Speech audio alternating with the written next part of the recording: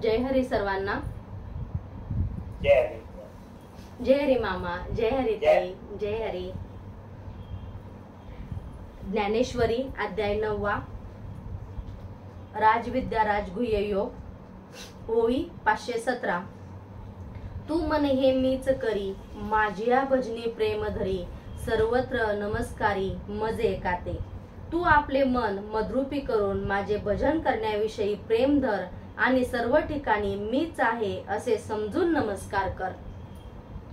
आज 10 तारीख आणि 10 तारखेची सेवा तोडकर कुटुंबियांना मिळाली, त्याबद्दल माझे सद्गुरू ताई मामा चारी महात्मे तुम्हा सर्व साधकांचे आभार मानते आणि मी माझ्या सेवेला सुरुवात करते. जय हरी. खरं तर आज 10 तारीख आणि आजच आपण म्हणतो की आज वटपौर्णिमा नाही का. म्हणजे दुनिया जन चलता है वैसा भी चल, जन नहीं चलता वैसा भी चल, लेकिन फिर भी ना हो मन की चल विचल. म्हणजे अगदीच असं नाही करायचं की हे आम्हाला काय वडबीड काय माहित नाही, आम्ही काय ते तसलं बघत नाही का. असं एकदम हे पण व्हायचं नाही आणि अगदी एकदम सागर संगीत जाऊन 4 तास त्या वडिलाच बसायचं असंही करायचं नाही. कारण आता आपला बऱ्यापैकी सत्यवान सगळ्यांना कळालेला आहे. मग सत्यवान जर आपलासा झाला असेल आणि तो अनंत युगापासून आपलाच आपला असं 7 जन्मासाठी खुंटीत का करा त्याला. म्हणजे अखंड चाललेला हा श्वास आहे. थांब मला नामस्मरण करायचे म्हणजे आपण खंडित करतो, चाललाय अखंडितपणे. नाही आपण आता भानावर आलो, आता ध्यानावर आलो आणि मग आता मला नामस्मरण करायचं म्हणतो आणि अखंडित असेल आपण खंडित करतो. अगदी तसंच आहे. चराचरामध्ये तो वसलेला आहे नाही का. कसं ज्याला जसं वाटतं, जशी मती तशी गती. तुम्हाला आज देहरूपाने भावांचा उत्पन्न झाला, आज तुम्हाला त्याला भजावंच वाटलं हरकत नाही. कारण आज जर आपण फक्त की ह्या विज्ञानाच्या गप्पा मागतो आणि हे सगळं करण्यामध्ये मला कुठेतरी कसं तरी मी चर्चेला जाईल, मला कोणीतरी चांगलं वाईट म्हणेल, मला प्रसिद्धी मिळण्यासाठी जे जे काय करता येईल, भले मग संतांना मला नावं का ठेवायची होईना, चांगल्या माणसाला मला बोलका लावायचं, बदनाम हुए तो क्या हुआ, नाम तो हुआ. म्हणजे ह्या उक्तीप्रमाणे चालणारे जे लोक असतात ना, अगदी तसंच आहे की आज वट सावित्रीची पौर्णिमा की फुलेवाड्यामध्ये एक जण शिरला, कॅमेरा घेऊनच शिरला तो नाही का. की इथे फुलेवाड्यामध्ये सावित्रीने काय केलं, तुमच्यासाठी अंगावरती शेण घेतलं, पाणी घेतलं, कचरा घेतला, अंडी घेतली, तुम्ही वडाला पुजता, तुम्ही हे करता, कुठेही पूजा, इथे पूजायचं नाही. म्हणजे हे काय आहे की अरे सावित्री कळाली का तुम्हाला, ती साऊ कळाली का तुम्हाला, तिने कुठलं ज्ञानाचं दार खुलं केलं. जर तिनं खुलं केलं ज्ञानाचं द्वार कळालं असतं ना, तर आपण कुणाचा असा अवमान केला नसता, आपण कुणाचा असं अपमान केला नसता.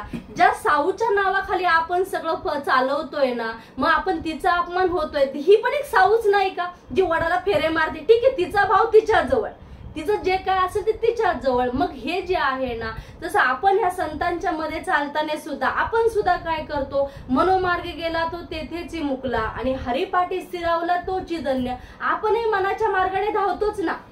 संतांनी मला नेमकं काय सांगितलं, मला जगण्या वागण्याचं कोणतं भान दिलं, मला कोणता आचार विचार दिलेला आहे, माझ्यामध्ये मला काय परिवर्तन करायचंय.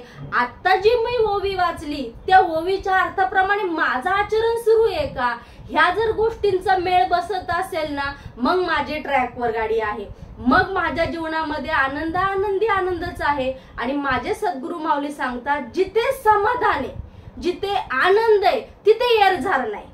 जिथे असमाधान आहे, जिथं मनाची अस्वस्थता आहे, तिथे जाणे येणे आहे. जर मन अस्वस्थ एका ठिकाणी बसतच नाही, आत बाहेर बसूच देत नाही तुम्ही एका जागेवरती का, समाधान नाही. मग माझे महात्म्यांनी सांगितलं, झाले समाधान तेच देवाचे दर्शन.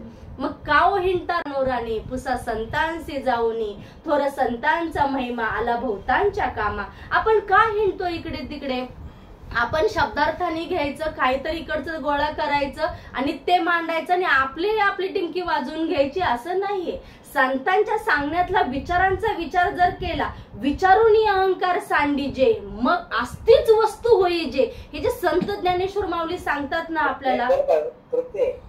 आज वट सावित्रीचा आज वट पौर्णिमा आहे आणि ते जे सावित्री आहे तिचं नाव काय, सत आणि सावित्री, ती पण सत आहे आणि आणि त्याच पुरुषाचा कोणाचा प्राण घेतला होता? सत्यवान.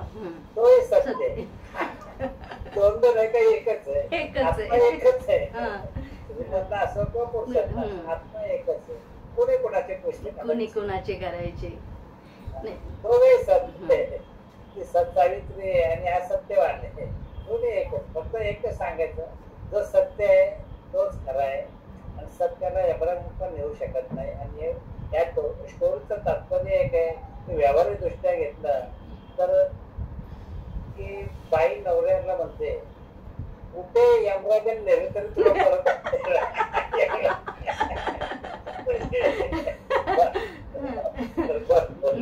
म्हणजे नाही, कारण खरंच आहे ना की आपण कथांमध्ये अडकून राहतो. की आता हे जर घेतलं तर बऱ्याचदा माझे श्री गुरु माऊलींना कारल्याच्या लेण्यांचं उदाहरण देतात. ती लेणी एकाच दगडातली आहे, म्हणजे त्या दगडाची मूर्ती एकाच दगडाची आहे, गुहाही एकाच दगडाची आहे, सगळं काही ते एकानेच निर्माण केलेलं आहे. तशी सृष्टी सुद्धा ही एकाचीच आहे. मग सावित्री आणि सत्यवान वेगळे आहेत का? नाही, ते दोन्ही दिसायला दोन आहे, असायला एक आहे. तो जो एक आहे ना ह्या दोन्हींना प्रकाशित करतो. सावित्रीलाही करतो आणि त्या सत्यवानालाही करतो. पण या सावित्री आणि सत्यवानाने तो प्रभावित होत नाही. तो फक्त ह्यांना प्रकाशित करतो, नाही का? मग आपला सत्यवान आणि सावित्री ही प्रकृतीच नसेल तर पुरुषाला आपण कळणार कसं? म्हणून सगुण म्हणू की निर्गुण म्हणू, सगुण निर्गुण तू एक गोविंदू रे. कारण आपण जर त्याला पाहायला गेलं ना, आपला भाव तसा झाला ना की मग आपल्याला सगळं अष्टसात्विक भाव असेल ना की सगळं आनंदी आनंद आहेच आहे. हे आपल्या चेहऱ्यावरचं रिडिंग सांगून जातं. मनाची जी अस्वस्थ आहे, मनामध्ये जी घालमेल चाललेली आहे ना, ते आपल्या सगळ्या चेहऱ्यावरती दिसतं. आणि आपण सहज म्हणतो चालता बोलता, माझ्या श्री गुरूंना फार कळतं बरं का. हो, हे आपण नाही का, म्हणजे तो स्वरूप आहे म्हणून चमत्कार आहेत ना. आपण चमत्कारामुळे त्या स्वरूपाला, आता हा जर एवढा 70 किलोचा देह छान चाललाय, हा चमत्कार नाहीये का? 40 वर्षापूर्वी ह्याला बसता बोलता येत नव्हतं, आज व्यासपीठावर बसून दिमाखात बोलतो, हा चमत्कार नाहीये का? मग हा जर आपला समजला ना तर मग माऊलींची ओवी आपल्याला कळेल. माऊलींचा जो आता हा रेडा बोलतोच आहे ना. सद्गुरु माऊलीने जर वदवून घेतलं नसतं हा रेडा बोललाच नसता. मग हा रेडा का बोलतोय? कसं संत श्री गुरूंची स्पर्श कृपा झाली, गुरु कृपा झाली, नाही का? त्यांचा वरदहस्त लाभला म्हणून हा रेडा आता बोलायला लागला. म्हणून हे कधी कळतं? जोपर्यंत आपण संतांना शरण जात नाही आणि संतांच्या जवळ आपण नाही, संतांचा म्हणजे जो असंग आहे, म्हणजे जो निसंग आहे त्याचा आपण संग करत नाही. जो आहे ना त्याचा संग केला ना, आपला कुठेही संग करायची गरज नाही, आपला कुठेही फिरायला जायची गरज नाही. पण आपण ऐऱ्यागऱ्याचा संग करतो, त्याच्या संगतीमध्ये आपण राहतो आणि आपण स्वतःची दुर्दशा स्वतःच ओढावून घेतो. कारण प्रत्येक जीव हा त्याच्या प्रारब्ध संचित आणि क्रियामान कर्माने जन्माला आलेलाच आहे. तो त्याचं कर्म तो भोगणारच आहे. मग हे भोगत असताना की पुन्हा जन्माला न येणं अशी स्थिती जर आपल्याला करून घ्यायची असेल तर मग आपल्याला संत वचनांचा विचार करावा लागेल. संतांनी कोणता मला आचार विचार दिलेला आहे आणि माझ्या विचारांमध्ये, माझ्या उच्चारांमध्ये आणि माझ्या दृष्टीमध्ये मला काय बदल करायचा आहे. आता परवाच आपल्या सत्संगामध्ये झाला, आपण परिवर्तन सगळ्या जगात करायला जातो. सगळ्या जगात नाही परिवर्तन करायचं, कारण काय वेळ मला झालीये. औषधोपचार हा माझा झाला पाहिजे, तर कारण त्यासाठी आपण सगळ्या जगावर उपचार करायचा नाही, मग परिवर्तनच करायचंय. तर ते माझ्या आचार विचार आणि उच्चारामध्ये झालं पाहिजे. आणि जसं पाहिलं इथं कोणी येतही नाही आणि कोणी जातही नाही, फक्त होत असतं ते परिवर्तन होत असतं. आणि एकदा का हे परिवर्तन आपल्याला कळालं ना की मग आपल्याला कळेल अरे हे मन म्हणजे ते नाहीये. कारण हा दृष्टांत सांगत असताना जसं की लग्न ठरलं की ते देव बनवून आणायचे असतात, मग ते घरातले टाक घ्यायचे, सोना जरा निघून द्यायचे. मग तो काय करतो? ते सगळे टाक पुन्हा एकत्र करतो, त्याचा एकच रस तयार करतो आणि एकाच रसातून तो पुन्हा वेगवेगळे टाक तयार करतो. म्हणजे तो कुठे आहे? जो व्यक्त होता तो अव्यक्त झाला, जो अव्यक्त तो पुन्हा व्यक्त झाला. मग हे कुठे कुणी जातही नाही आणि कुणी येतही नाही. हा भाव जर समजून घेतला ना की मग सगळं त्याचीच निर्मिती आहे, त्याच्यामध्येच विलीन होते, पुन्हा त्याच्यापासूनच तयार होत असते. म्हणून आपण जाणून घेत असताना जसं मनातलं द्वैत आपल्या जायला लागेल ना की सारही जाईल आणि असारही जाईल, नाही का? मग सार आणि आकाश असाराला प्रकाशित करणारा तो मात्र एक भगवंत वेगळा आहे, कारण तो ह्या सगळ्या द्वैताला प्रकाशित करतो. पण कुठल्याही द्वैतापासून तो प्रभावित होत नाही. असा तो नामानिराळा वेगळा आहे. आपल्याला असं वाटतं की आपण जसं दासबोध मध्ये समाज 6व्या दशक 2 आणि समाज 6व्या मध्ये पाहिलं की म्हणजे स्थळानुसार आपली भक्ती काय निर्माण होते, स्थळानुसार आपली विरक्ती काही निर्माण होत असते. जसं आता आपण म्हणतो की 19 जुलैला की माऊली पंढरपूरला जाणार. जर 19 जुलैला माऊली पंढरपूरला जाणार असते तर एवढं 3 लाखांचा सोहळा आळंदीमध्ये आता तयार झाला असता का? अहो ते केव्हाच विठ्ठलमय झालेत, तेव्हा त्यांचं ते अवघं विश्व त्यांनी केव्हाच व्यापून टाकलेलं आहे. आणि म्हणून आपण त्यांना शरण घेतलेलं आहे, ज्यानं देव जाणलेला आहे, देव कसा आहे त्यानं पाहिलेला आहे, अनुभवलेला आहे. नवे तर संत सांगतात, अरे कुठे जातो पाहायला की तूच देव आहेस. हे जोपर्यंत हा निश्चय पक्का होत नाही, पण आपलं वाटतं तिने ओवी घेतलं, अरे मी तर मूर्खची म्हणजे मी तर अज्ञानी आहे, मी तर मूर्ख आहे. पण जोपर्यंत बुद्धीचा निश्चय पक्का होत नाही, आपल्या मनावरती काम होत नाही, तोपर्यंत असलेला भगवंत आपला कधीच कळणार नाही. शब्दाच्या पांडित्यांनी शब्दातीत असणारा कधी कळत नाही. आणि फक्त जाणायचंय मात्र शब्दांनीच. जो शब्दातीत आहे तो शब्दांनीच जाणून घ्यायचा असतो. आणि एकदा का तो शब्दांनी एकदा आपल्याला कळाला ना की मग कसं होतं, संत सांगतात ना, एकतर आपल्याला काय होतं की बाहेरचं एकतर कळत नाही, कळलं तर वळत नाही, वळलं तर ते पचत नाही, आणि पचलं तर ते झेपत नाही. ही का झेपत नाही आपल्याला? कारण होती का दशा आपली ही सगळी? कारण आपल्याला स्थिरता नाही, मन अस्थिर आहे अजून. जोपर्यंत ते मन नाही का, म्हणजे आपण जे म्हणतो ना की मन हे सर्वस्वीपणाने जोपर्यंत संतांच्या चरणाजवळ एकरूप होत नाही, कारण आपण काय करतो, उठल्यापासून झोपेपर्यंत सुखाच्या शोधासाठी फिरत असतो. सुख कुठे आहे हो? सुख वसे एके ठाई, भाऊ पायी संतांची या. आपण सगळ्या वस्तूंमध्ये सुख पाहायला जातो. वस्तू नष्ट झाले की आपलं सुखही नष्ट होतं. मग ह्या वस्तूंमध्ये सुख नाहीये तर सुख कुठे आहे? सुख संतांच्या चरणाजवळ आहे. आणि संतांच्या चरणाजवळ असल्यावर आपण तिथं जर आपला भाव नम्र झाला, कारण माऊली सांगतात, नम्र झाले भूता त्याने कोंडिले अनंता. जोपर्यंत आपला भाव नम्र होत नाही, कारण सेवा करायची असेल, भगवंत म्हणजे माऊली खूप छान सांगतात, माझे सद्गुरू माऊली खूप सुंदर म्हणतात, आपण आपल्या बापाला नाही मागायचं मग कोणाला मागायचं? कारण आपण ज्या बापाची लेकरं आहोत ना, त्या बापाला नाही मग आपण कोणाला मागायचं? पण मागताना सुद्धा कसं असला पाहिजे, आपला भाव विनम्र असला पाहिजे, नम्र असला पाहिजे. आपल्या बापाच्या चरणाजवळ आपण बसून विनम्रतेने मागितलं पाहिजे. आपण डोक्यावर बसतो, देतो का नाही, झालं का नाही, कधी होणार हे सगळं, का होईल मला कधी, म्हणजे जसं ते तलवारीला धार आहे ना, मग ते धार ज्या तलवारीच्या धारेला येण्यापेक्षा आपली त्या बुद्धीला जर धार आली ना, तर मग आपल्याला कळेल की अरे काय चाललेलं आहे नेमकं, माझा विवेक कमी पडतो आहे का, माझा संयम कमी पडतो आहे का. परवाच माझ्या सद्गुरू माऊलींनी दृष्टांत सांगितला, ते ब्लेडला धार नव्हती का, होती, पण त्याच्यापर्यंत पोहोचेपर्यंत त्याची धार गेली ना. मग मधल्यामध्ये जे काही घडून येतं ना, आपल्यापर्यंत शेवटपर्यंत जे येतं ना, मधल्यामध्ये काय झालं याचा आपला विसर पडतो आणि आपण एकच लावून धरतो, ब्लेडला धार नाही, ब्लेडला धार नाही. अरे का धार नाही? तुझ्यापर्यंत येईपर्यंत एका वस्त्र टोक करून झालं, टोक करण्यात ती धार गेली.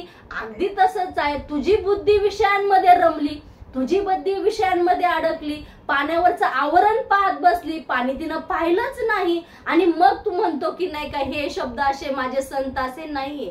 कारण ते ना शुद्ध परब्रह्मच आहे.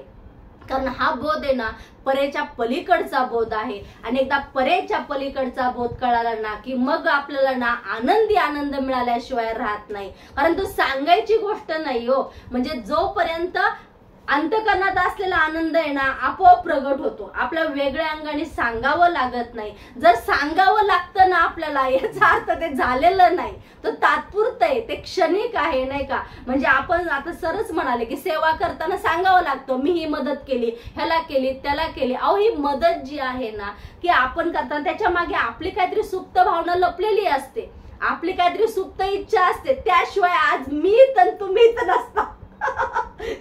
सुप्त भावना असल्याशिवाय आपण परमार्थाच्या वाटेवर येऊ शकत नाही. पण माझे सद्गुरू माऊली काय म्हणतात, असू नये का, असावी ना. ती इच्छा असायला तो विरोध नाहीये, ती असावी, पण ती असता असता मी कोण आहे हे जाणून घ्यायचं, जगत कोण आहे हे जाणून घ्यायचं, अध्यात्म काय आहे, ईश्वर कोण आहे हे जाणून घ्यायचं आणि मग चालायचं ना. मग छंद लागला टिटवीला आणि तिने समुद्र आटविला. म्हणजे काही सोडायचं काहीच नाहीये आपल्याला, की फक्त आहे ना करत असताना प्रत्येक गोष्ट विचाराने करायची, विचारांचा विचार करून करायची. जोपर्यंत विचारांना सूक्ष्मता येत नाही ना तोपर्यंत असलेला भगवंत आणि आनंद आपला कधीच मिळू शकत नाही. आपल्या विचारामध्ये सूक्ष्मता येत नाही, कारण आपलं मन कसं आहे, भगवंताकडे जाताना ते कठोर होतं आणि व्यवहार करताना ते पांगळं होतं.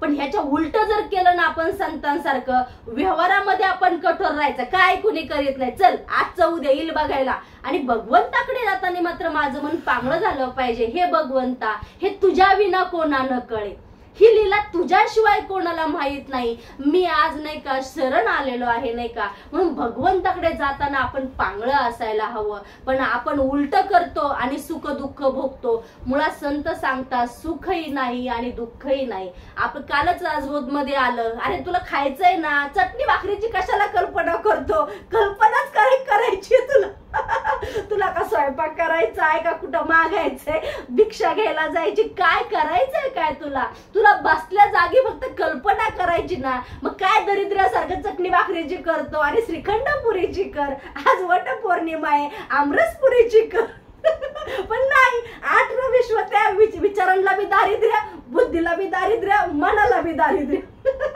नाही का. हे असं कसं होणार, नाही आलं तर. आज वटपौर्णिमा आहे, लवकर यायचं कळत नाही का. आता बघतेच मी, ज्याच्या जीवावर उड्यात त्याच्याच नाकात काढे म्हणजे तो माणूस किती आनंदाने घरामध्ये प्रवेश करणारा असतो, पण आपणही नकारात्मक विचार करून करून करून एवढं काही वातावरण निगेटिव्ह करून ठेवतो, आपल्याच घरात आपल्याला थांबू वाटत नाही नाही का. मग संत सांगतात, सांडी कल्पना उपाधी तीच साधूला समाधी, की फक्त कल्पना गेली ना की तो भगवंत आहेच आहे. की 9व्या अध्यायामध्येच सांगतात ना की म्हणजे ह्या सर्वत्र चराचर सृष्टीमध्ये व्यापक असा तो मीच मी भरून उरलेला आहे, अशी फक्त दृष्टी झाली पाहिजे. आणि ज्यांना असं वाटतं की मी फक्त माणसांमध्येच आहे, किंवा मला राग आहे, लोभ आहे, मी कोपतो वगैरे, किंवा मला शत्रू आहेत, मला मित्र आहेत, हे सगळं त्यांचं अज्ञान आहे.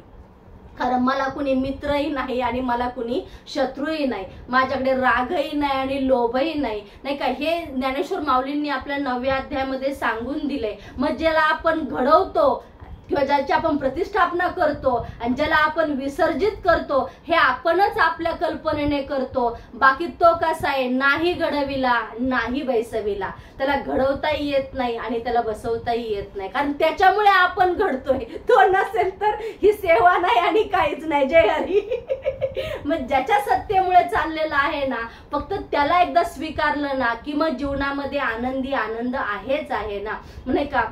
मग हे आपलं सरांनी सांगितलं, कबीर महाराज म्हणतात तसं की मन मुरे फिर जो उरे तू क्यों न सेवे, की फक्त काय आहे की मनालाच ट्रेनिंग द्यायचंय.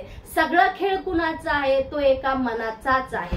की आपल्या मनाला सुख दुःख होतात, त्यामुळे आपण सगळं आयुष्य सुख दुःखामध्ये घालवतो. मनाला आनंद झाला की आपल्या जगामध्ये आनंद वाटतो नाही का. मग मन के मते न चालियो, मन के मते अनेक, मन जो मन पे अपसा नाही वो साधू कोई एक. हे जे संतांनी सांगितले ना, मनाच्या मार्गाने आपण नाही गेलं पाहिजे नाही का. कारण आपला तेवढं सत्संग आहे, विचारांचा विचार आहे, फक्त आपला बोध पक्का होत नाही, मनाचा निश्चय पक्का होत नाही, दृढ निश्चय आपला होत नाही. कारण ना, जोपर्यंत चिंतन होत नाही, मनन होत नाही, निज ध्यास होत नाही, आणि तोपर्यंत आपल्याला असलेला भगवंत कळणार नाही.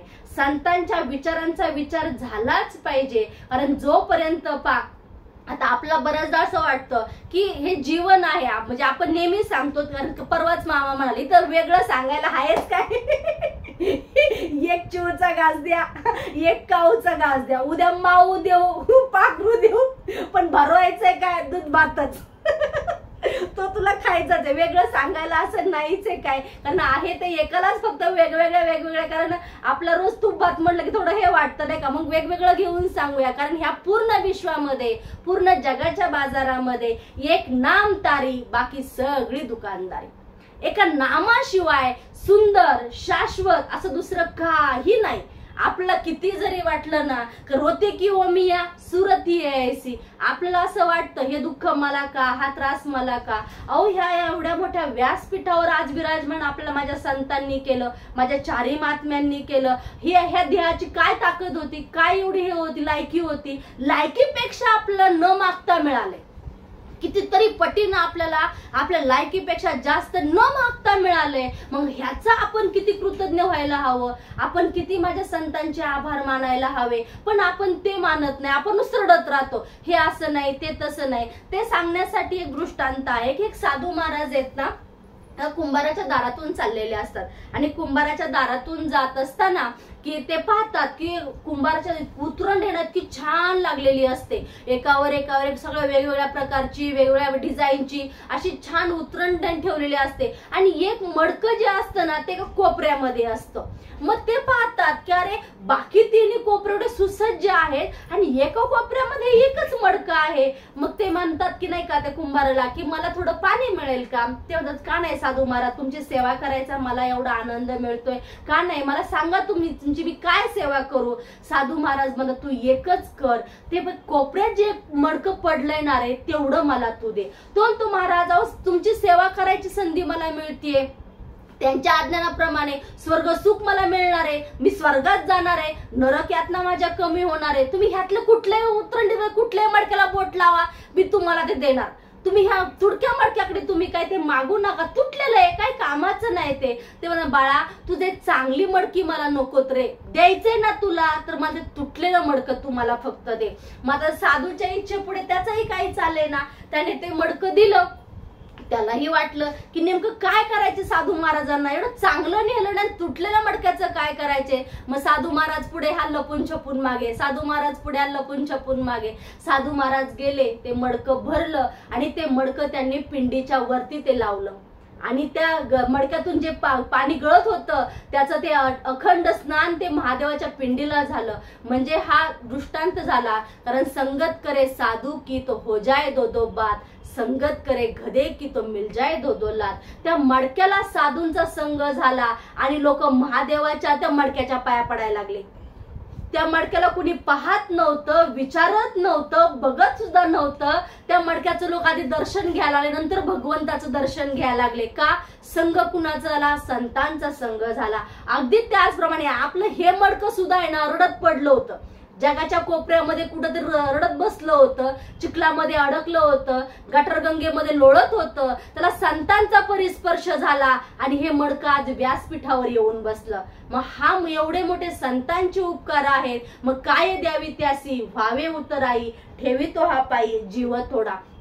संतांचं ऋण हे आपल्यावरती एवढं आहे ना की आपण त्याला विसर पडता कामा नये. परंतु आपलं कसं आहे की थोडंसं दुःख आलं तरच आपण पुन्हा जागृत होतो. म्हणजे आपल्याला कसं की त्या जसं आपण सांगितलं की त्या वेळेनुसार जे आपलं वैराग्य प्राप्ती होते आणि ही वैराग्य प्राप्ती जी आहे ना म्हणजे आपल्याला फक्त सण असला की वाटतं दिवाळी आली की मी करंजा करणार, मी हे करणार, कारण आपण तेवढ्यापुरतं तो आनंद सोहळा प्राप्त होतो. पण हा जो नित्य नूतन आहे त्याचा जो आनंद सोहळा आहे, ज्याला हा नित्याचा नूतन असणारा आनंद सोहळा भोगता येतो, तो ह्या जन्माला आल्याचं सार्थक झालं. तो ह्या चराचर सृष्टीमध्ये हा भवसागर तरुण जाण्यासाठी तो समर्थ राहिलेला आहे. कारण आपल्याला असं वाटतं की आपण काहीतरी लपून ठेवू, चतुराई करायला जाऊ नये का. पण संत सांगतात कोई लाख करे चतुराई रे, करम का भेद मिटे ना भाई रे. आपण किती जरी चतुराई केले ना की मांजर डोळे झाकून दूध पिते, तिला वाटतं मला कोणीच पाहत नाही, पण अख्खं जग तिला पाहत असतं. आपल्यालाही तसं वाटतं कर्म करताना मला कोणीच पाहत नाही. अरे तो साक्षी रूपानं आहे, तो तुला पाहतोय आणि तो पाहतोय ना. मग जे कर्म केलंय ना, मग ते 4 वाणींचं असू दे, 5 ज्ञानेंद्रियांचं असू दे, कुठलंही जे कर्म आहे ना ते कर्म भोगल्याशिवाय ह्या जीवाची सुटका नाही. त्यासाठी म्हणजे जेव्हा देव अवताराला आले ह्या पृथ्वीवर, त्यांना कर्म चुकली नाहीत. म्हणजे आता श्रीकृष्णांचंच पहा की ज्या वेळेला हा जगाचा चालक मालक आणि पालक मग तो जर देहरूपाने अवताराला आला असेल त्याला सुद्धा जावंच लागलं ना. फक्त बाण लागल्याचं निमित्त झालं आणि त्याला जावं लागलं. ज्या इसमाचा बाण लागला तो धावत धावत तिथे आला आणि त्यांनी पाहिलं, अरे आपला बाण कुठल्या हरिणाला लागलेला नाही, कुठल्या शिकाऱ्याला लागलेला नाही, तर आपला बाण हा साक्षात भगवंताला लागलेला आहे. त्याच्या डोळ्यातले अश्रू थांबता थांबेना. तो नाही का त्यांना शरण गेला की देवा मला वाटलं नाही की हा बाण, मला असं वाटलं कुठलं तरी हरिण या ठिकाणी पाणी प्यायला आलंय. परंतु ह्या शेवटच्या क्षणाला सुद्धा त्या श्रीकृष्णाच्या चेहऱ्यावरती स्थिर भाव होते, कारण तो भगवंत आहे, हे त्याची लीला त्यालाच जाणो. ते सांगतात तू वाईट वाटून घेऊ नकोस, कारण या ठिकाणी कोणताही जीव काहीतरी कार्य घेऊन जन्माला येत असतो. त्या कार्याची सिद्धी झाली की त्याला त्या इहलोकीची यात्रा संपवावी लागते. अगदी तद्वतच धर्माचं कार्य करण्याचं हे मानस घेऊन मी जन्माला आलो होतो. आता जर मी इथं थांबलो तर ह्या इथं मध्ये म्हणजे गैरवर्तन वाढेल, हा समाज बिघडला जाईल. आता माझं काम पूर्ण झालेलं आहे, मला इथून जाणं अपेक्षित आहे आणि तुझाच बाण मला लागला. याचा अर्थ मागच्या राम जन्मामध्ये तू वाली होतास आणि माझ्या बाणामुळे तुझा मृत्यू झाला होता, म्हणून ह्या जन्मामध्ये तुझा बाण माझ्या पायाला लागला आणि मी माझी लोकीची यात्रा संपवते. ही कथा दृष्टांत ह्यात आपलं अडकायचं नाही, परंतु भगवंताला सुद्धा ते कर्म चुकलेले नाहीत. मग आपण तर की जाडगी पत्ती, मग आपले कर्म कसे चुकतील? म्हणून कर्म करताना कसं आपण सावध राहिलं पाहिजे. सावध होय बापा, काळ लागलास हे मापा. जोपर्यंत आपण सावध होत नाही, कुठे सावध व्हायचं? मनाच्या ठिकाणी आपण सावध व्हायचं. कारण आहे ना, हे मन कसं आहे, जोपर्यंत त्याला वळण लागत नाही ना, एकदा का त्याला भाकरी करायला एकदा वळण लागलं ना, ती किती मोजून किती का रोज पीठ किती घेऊ, पाणी किती घेऊ, तवा किती तापून देऊ, किती वेळ ठेवू, मोजून करते का? नाही. इंद्रियांना वळण लागलं, एकदा वळण लागलं आयुष्यावर किती थापा ना. मग अगदी तसंच आहे, एकदा मनाला वळण लागलं ना, मन तयार झालं ना की मग आयुष्यावर परमार्थ करा, व्यवहार करा, उत्तमात उत्तम करा.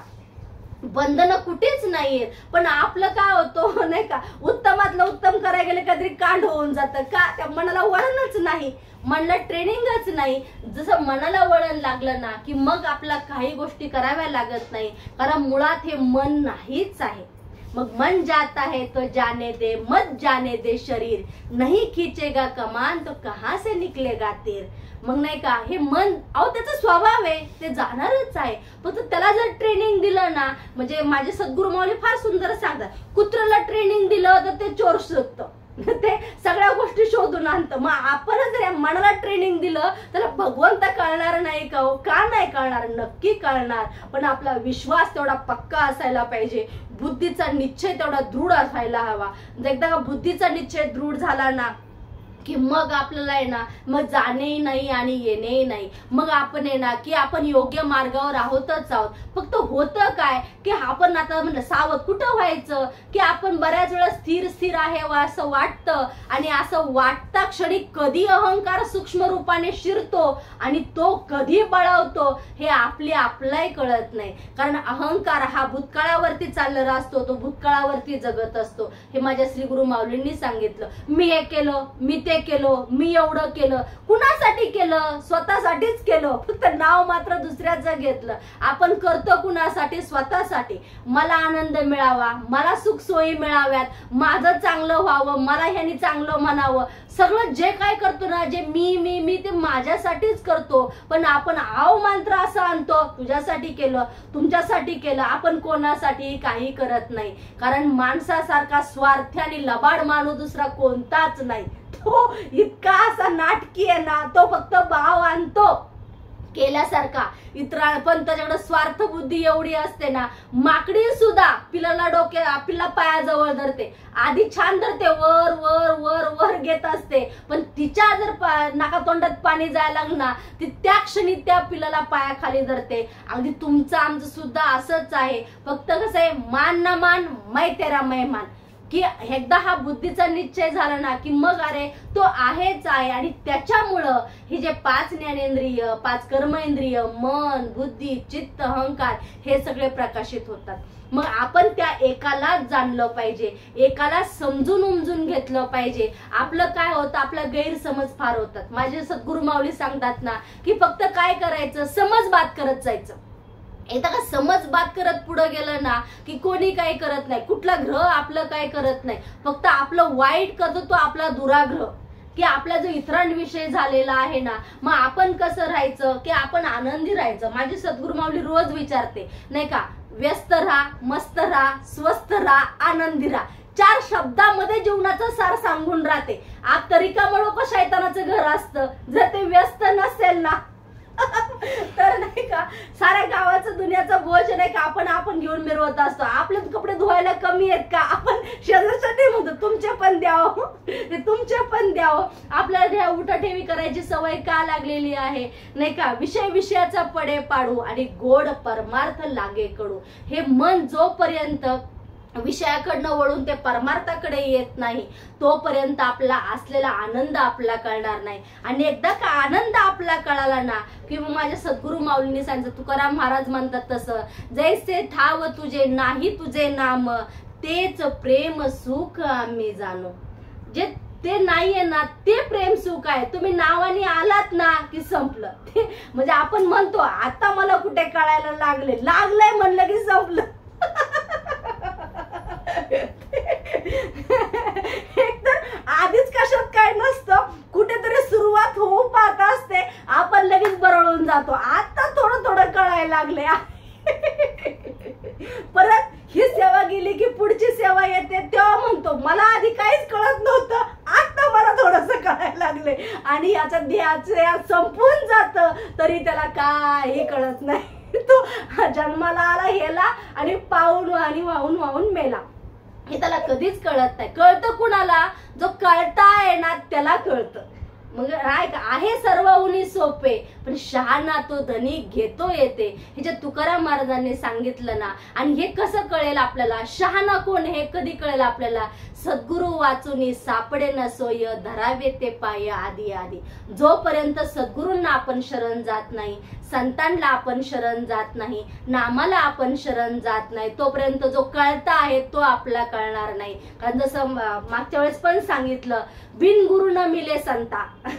कारण गुरु शिवाय संत भेटू शकत नाही आणि संतांशिवाय भगवंत आपला कळू शकत नाही. मग भगवंतापर्यंत पोहोचायचं असेल तर आपला संता श्री गुरूंना शरण गेलं पाहिजे. आणि श्री गुरूंना जर आपण शरण गेलं ना, मग आपला काही करायची गरज नाही. माझ्या सद्गुरू माऊली नेहमी सांगतात, काही करू नका, फक्त सत्संग करा, पूर्वीचा दोरा उगवेल, सगळं होणार आहे. अहो हा श्वास जर आपला घ्यायला दिला तर चालेल का? तो नाही, तो ऑटोमॅटिक चालतोय, सहज चालतोय आणि सहजतेमध्ये आनंद आहे. पण नाही ना, आम्हाला त्या ह्याच्यासारखं मायकल जॅक्सन सारखं लय जगायचंय आम्हाला. प्राणायाम करू का, अनुलोम विलोम करू का, बागेत फिरायला जाऊ का, काय काय करू का? अरे तू काही करू नको, तू फक्त आहे ना की तूच ध्यान कर, दुसऱ्यांनी नाही कोणी करायचं. कारण जर तुला जर ध्यान झालं ना की मग तो आहे असणारा भगवंत तुला कळेल. आणि एकदा का तो कळाला की आपल्या जीवनामध्ये किती आनंद ओतप्रोत भरलेला आहे ना, याची खात्री आपल्याला पटेल. कारण आपण फक्त आनंदासाठी सगळ्या गोष्टी करतो, आनंदाने करत नाही. म्हणजे परवा सद्गुरू माऊलींनी सांगितलं की उठल्यापासून झोपेपर्यंत आनंद मिळावा म्हणून करायचं. आणि आनंद आपला प्राप्त होत नाही, कारण आपण आनंदासाठी करतो, आनंदाने करत नाही. कोणतंही काम केलं ना, आनंदाने केलं ना की बाकी कळो न कळो. म्हणजे आता हे आवरताना ज्यांना आपण म्हटलं की नाही का सेवा सुरू होणार आहे, नाही म्हणे मला चांगलं वाटलं पाहिजे, सगळं स्वच्छ असलं पाहिजे, मला आनंद मिळाला पाहिजे. जोपर्यंत आपल्याला स्वतःला आनंद मिळत नाही ना, स्वतःला कळत नाही ना, तोपर्यंत बाकी कुणी किती जरी सांगितलं तरी सगळं पालथ्या घड्यावरती पाणी राहतं. म्हणून आपल्या ह्या सगळ्या गोष्टी मनानं स्वीकारल्या पाहिजे आणि मग त्या मुरत मुरत मुरत गेल्या पाहिजे. कारण जसं आपण म्हणतो पाणी हे मूळचं शुद्धच आहे, फक्त ते कारल्याला गेलं म्हणून कडू झालं, उसाला गेलं म्हणून गोड झालं, नाही का मिरचीला गेलं म्हणून तिखट झालं. दोष पाण्याचा नाही, दोष संगतीचा आहे. अगदी तसंच आहे की आपलं जर हे चैतन्य आहे ते आनंद स्वरूपच आहे. ते आनंद आणायचं नाही कुठून, ते मूळतःच आनंद स्वरूप आहे. फक्त ते आपल्याला कळलं पाहिजे. अंतःकरणामध्ये प्रेम भाव हा निर्माण झाला पाहिजे. जोपर्यंत भक्तिभाव मनामध्ये निर्माण होत नाही आणि आपण सर्व भावे आपण सद्गुरूंना शरण जात नाही, तोपर्यंत आपल्याला आनंद होत नाही. आणि जोपर्यंत आपला होत नाही ना तोपर्यंत आपण इतरांना देऊ शकत नाही. एखाद्या दिवशी काहीतरी मनाविरुद्ध होऊ द्या, घरात भांडणच भांडणं, ह्याच्यावर चिडचिड त्याच्यावर चिडचिड त्याच्या का आपण आतून दुःखी आहे ना. आणि ज्या दिवशी आपण सुखी असेल ना, पुढच्यानी काही करू द्या, त्याचे परिणाम आपल्यावरती होत नाहीत. का? कारण आपलं हे अंतःकरणापासून आपला आनंद झालेला आहे. मग हे देव कुठे शोधायचा आहे? तो काय काळ्या पाण्यावर गेलाय का? नाही, तो आहेच आहे. फक्त त्या प्राप्तीची प्राप्ती आपल्या संतांच्या वरदहस्ताप्रमाणे करून घ्यायची आहे. आणि एकदा का तो आपला कळाला, मग सगळ्या गोष्टी या आनंद स्वरूप आहेच आहेत. कारण आपण जोपर्यंत आपल्या कारण ध्येयाला आलोय, म्हणजे आकार आहे, तिला विकार आहे, विकार आहे म्हटलं की प्रकार आहे, प्रकार आहे म्हटलं की संबंध आहे, आणि संबंध आहे म्हटलं की संग्रह आहे. ह्या गोष्टी ऑटोमॅटिक होणार आहे. मग आकारलाच नाही यायचं, कशाला इथपर्यंत जाऊ आपण? पण नाही मला जन्माला यायचंच आहे. अरे देव वेडावला, या सुखा कारणे देव वेडावला, वैकुंठ सोडून संत सदनी आला.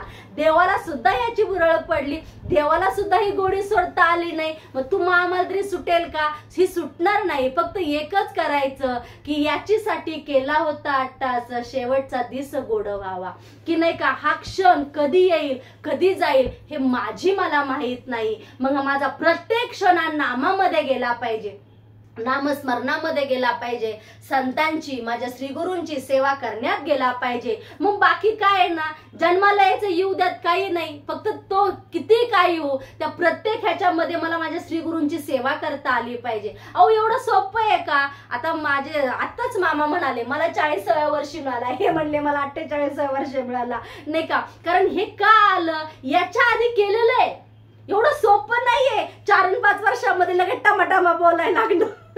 अहो ह्याच्या आधी हे झालेलं आहे. नाही तर अनेक ही जशी कासवाची आणि कासविनीच्या पिल्लाची नजरानजर झाली की आपोआप प्रेम निर्माण होतं, त्या पिलाचं आपोआप पोट भरतं. तर संतांची फक्त आपल्यावर दृष्टी पडली, त्यांनी आपल्याच आपलंसं करून घेतलं, लगेच महावाक्य दिलं, प्रबोध झाला, आपण परमार्थाच्या वाटेवर दृढ झालो.